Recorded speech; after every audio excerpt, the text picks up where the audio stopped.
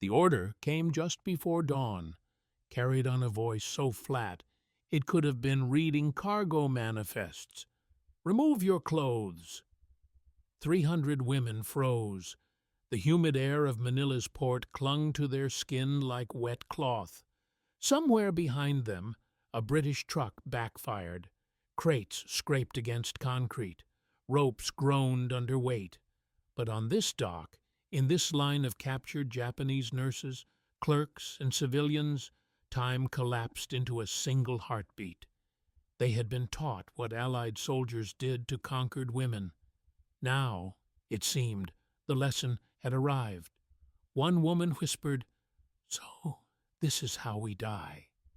The guards didn't respond. They simply waited. Boots shifted on wet gravel. A seagull screamed overhead. The smell of salt water mixed with diesel and sweat. Metallic, sharp, final. Most of the women had marched for days to reach this port. Their uniforms crusted with mud and bloodstains from field hospitals that no longer existed. When the order came, it wasn't shouted. It was announced, procedural, almost rehearsed. That made it worse. In the stillness, a second voice broke through. British accent, young, steady. "You will be inspected for lice and infection. Medical procedure.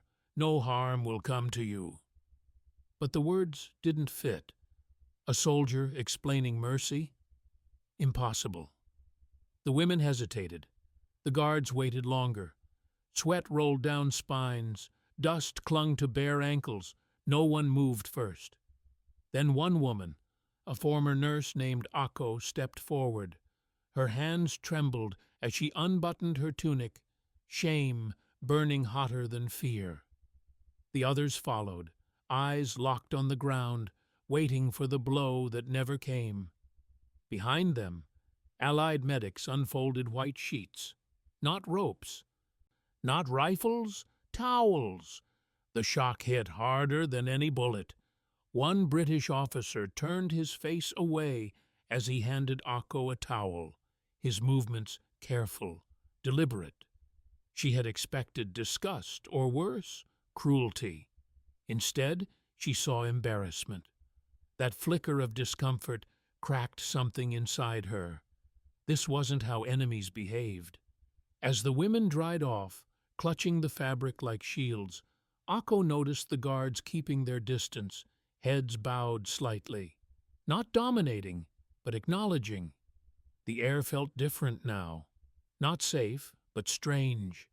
Too civilized for war. When the inspection ended, no one spoke.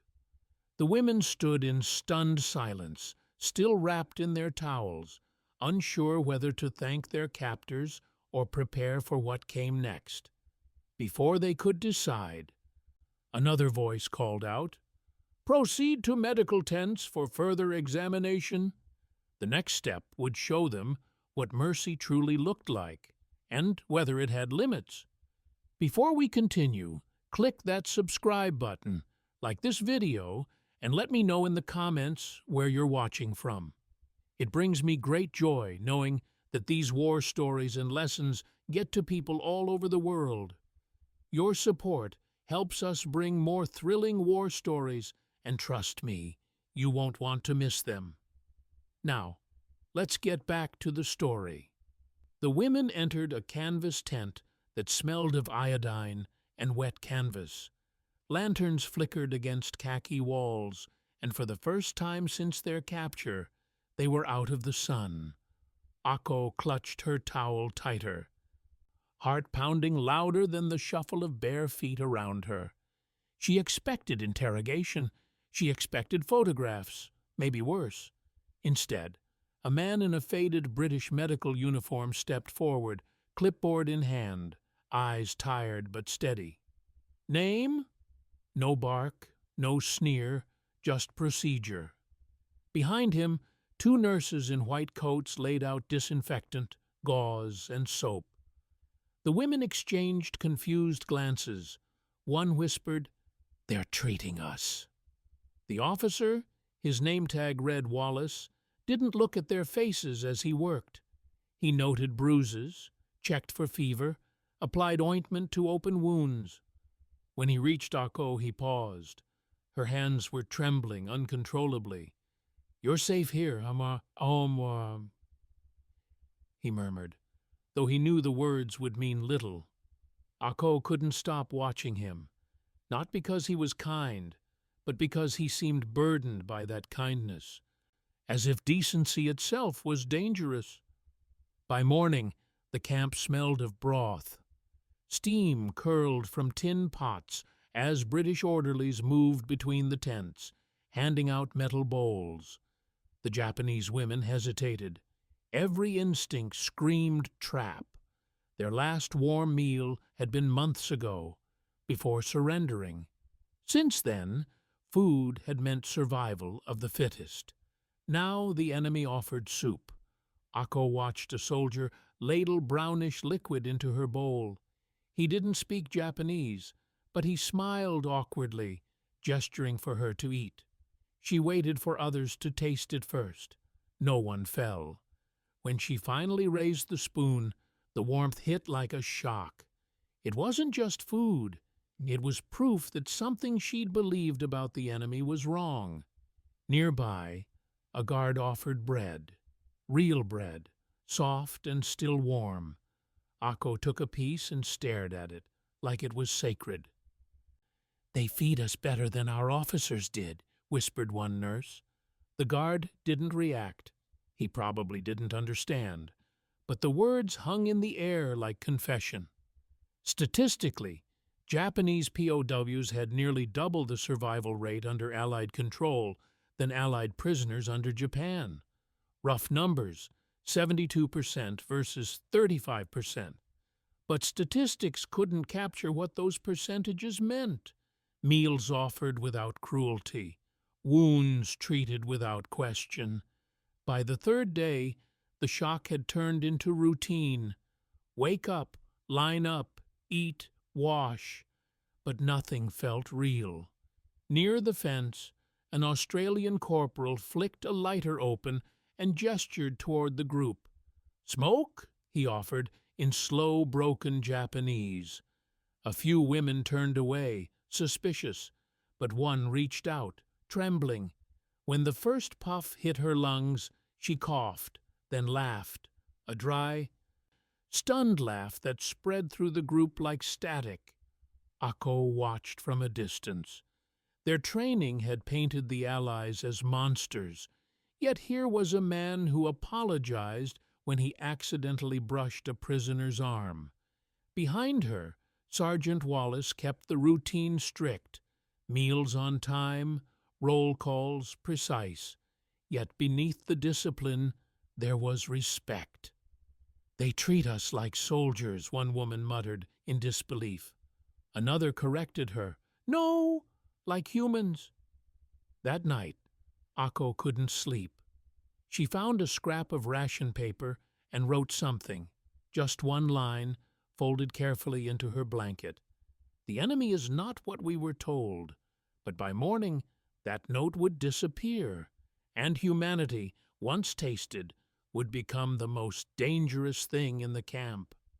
The note Akko had written was gone by sunrise. The guards had searched the barracks at dawn, routine, efficient, emotionless. Every scrap of paper was confiscated, every folded corner flattened by foreign hands. When the inspection ended, Akko's blanket felt lighter, as if a piece of her had been taken with it. Around her, murmurs spread. Letters, drawings, even pressed flowers, all gone. That afternoon, a British corporal read the camp bulletin aloud. "No personal correspondence permitted until review by command." The announcement echoed through the yard, translated in fragments by a Japanese interpreter. Some women lowered their heads. Others stared blankly at the ground. They weren't angry, just hollow. For them, words were the only escape. Akko couldn't let it end there. That night, Under dim lantern light, she began writing again, this time on the back of a medical label. "To whoever finds this," she began, "I was taught that surrender erased honor, but here I see men who show more honor than those who taught me." Her hand trembled, but the words felt alive. By the end of the week, dozens of such letters circulated secretly among the POWs. They weren't messages home. They were quiet confessions, some apologizing to the dead, others describing small mercies. Historians would later find that over 170 Japanese POW letters like these were archived, censored, or destroyed in Allied custody. Most were never read by their intended recipients. One evening, as Ako folded her letter, a familiar voice interrupted. Sergeant Wallace stood in the doorway. He didn't raise his rifle. He simply said, "You shouldn't risk this." His tone wasn't threatening. It was weary, almost protective. She met his eyes and asked softly, "Why do you care?" He didn't answer, just took the paper, hesitated, and slipped it into his pocket. Wallace sat on the edge of his bunk that night, the camp muffled in post-curfew silence. Outside, the jungle hummed with crickets and distant truck engines. But his focus was on the folded piece of paper resting in his palm. The letter. Her handwriting was neat, deliberate, shaped by discipline. He had confiscated dozens before, all destroyed per protocol. But this one he kept. He told himself it was for documentation. He knew that was a lie. He unfolded it again. The ink had bled slightly from sweat and humidity, but the words remained clear. They treat us with respect we do not deserve. Perhaps that is their strength.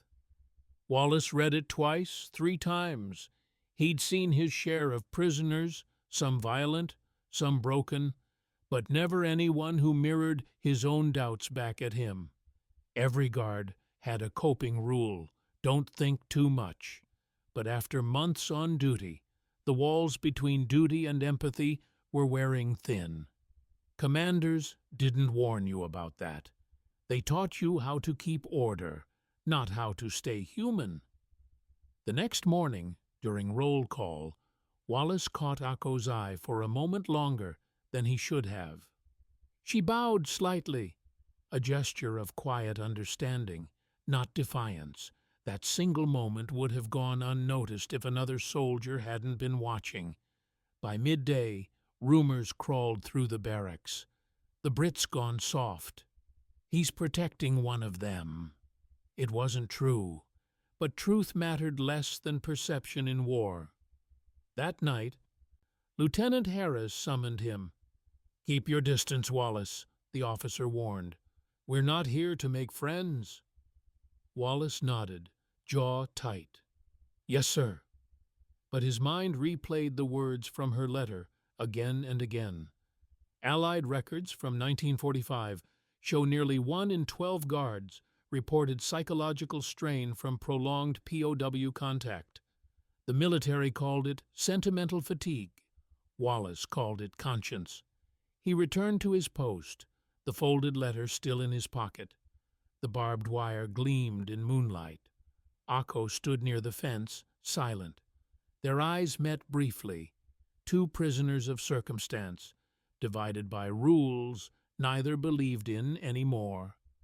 Behind them, whispers grew. The camp was changing. Kindness had become suspect. By the end of that week, the camp felt colder, though the Manila heat hadn't changed. Soldiers spoke less, smoked more. The easy banter that once drifted between guards was replaced by murmurs.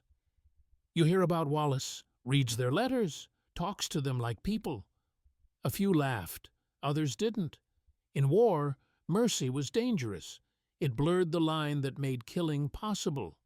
One afternoon, new orders were posted on the bulletin board. Certain detainees to be relocated. Immediate transfer at dawn. A list followed. Akko's name was on it. When Wallace saw it, his throat went dry. He understood transfers happened all the time, but this felt like erasure. And as the trucks lined up under the floodlights, he knew he'd have to decide whether to obey his orders or defy them.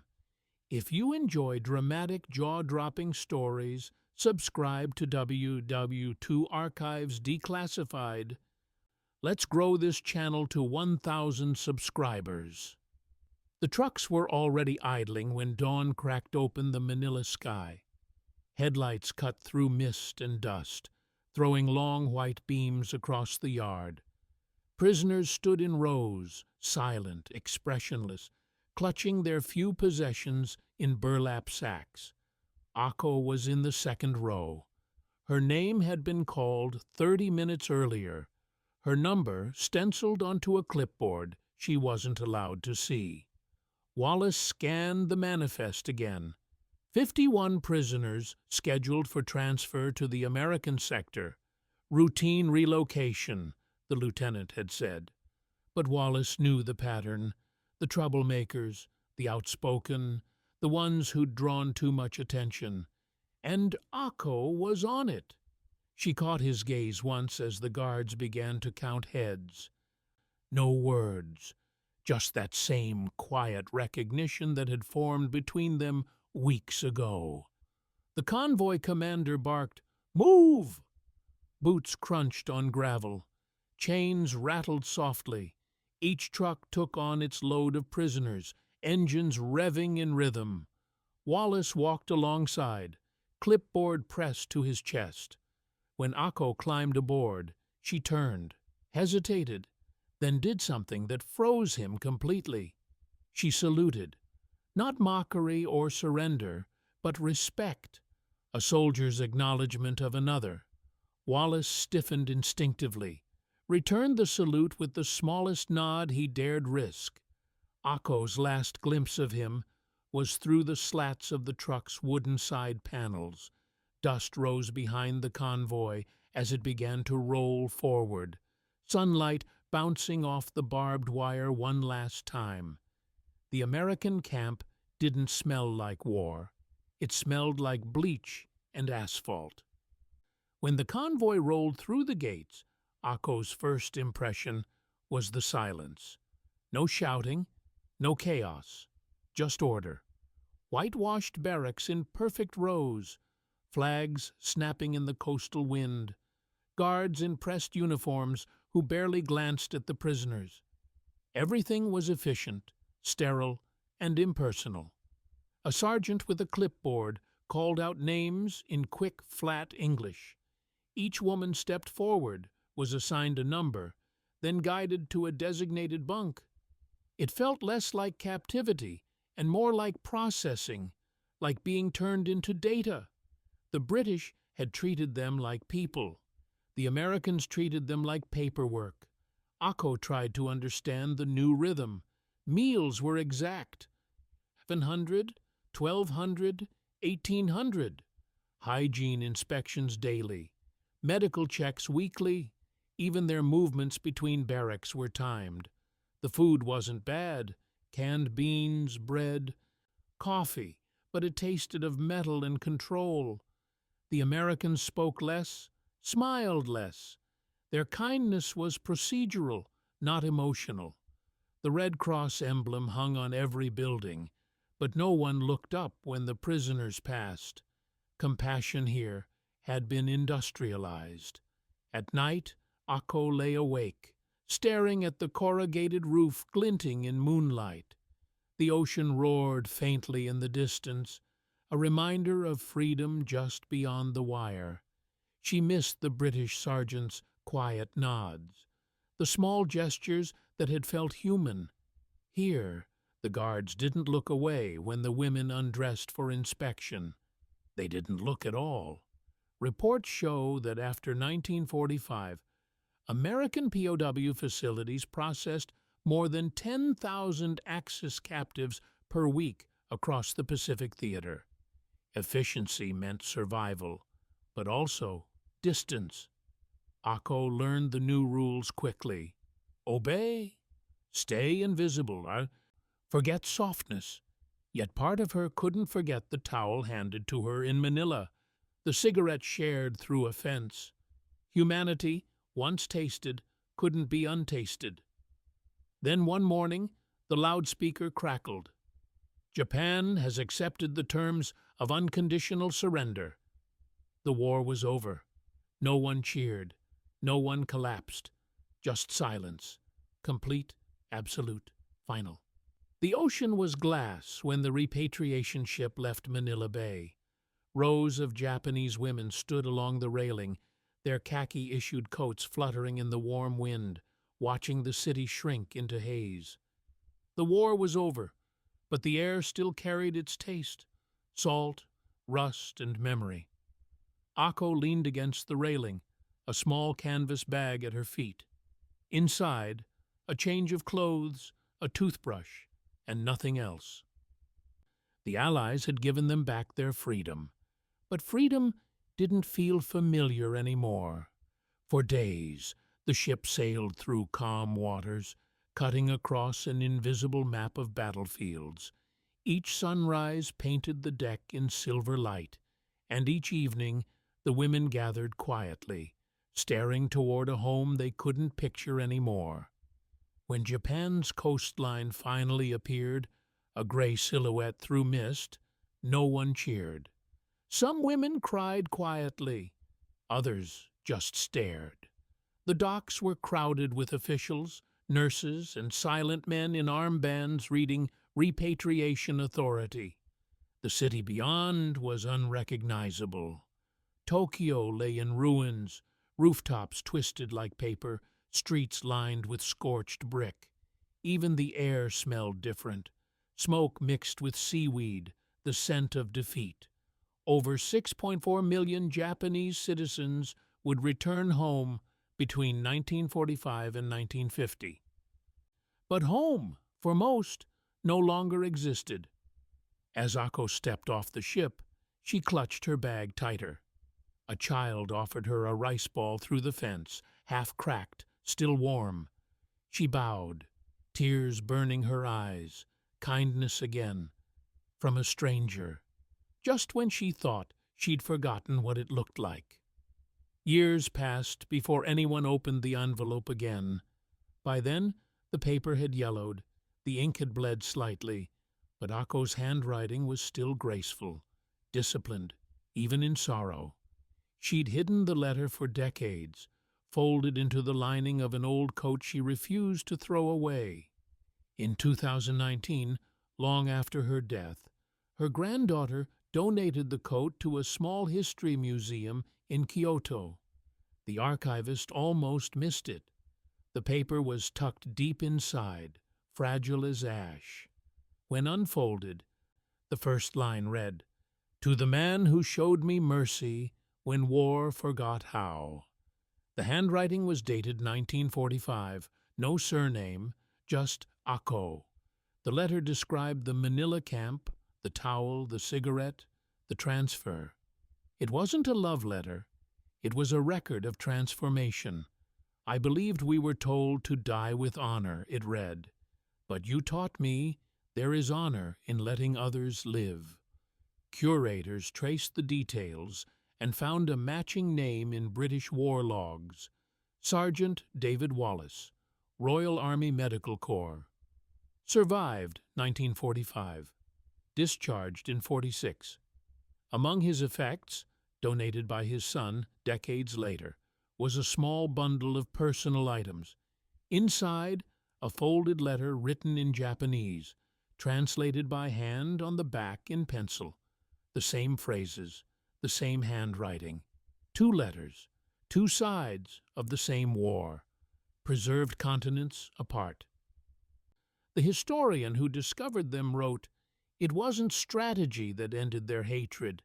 It was small decencies." The documents became part of an exhibit titled "Mercy Outlasts Victory." Visitors would stop in front of the display, reading her words beneath dim museum lights. No uniforms, no medals, just handwriting and silence. In the final line, Akko had written, "If this letter survives, let it tell the truth. The enemy I feared most was my own heart." Her granddaughter stood before that glass case on opening day, eyes wet, whispering her name. Outside, rain tapped against the museum windows, soft, persistent, like the echo of a ship engine fading into fog. War had ended 70 years earlier, but her words were still marching. Don't just watch, subscribe. Help WW2 Archives. Declassified hit 1,000 subscribers.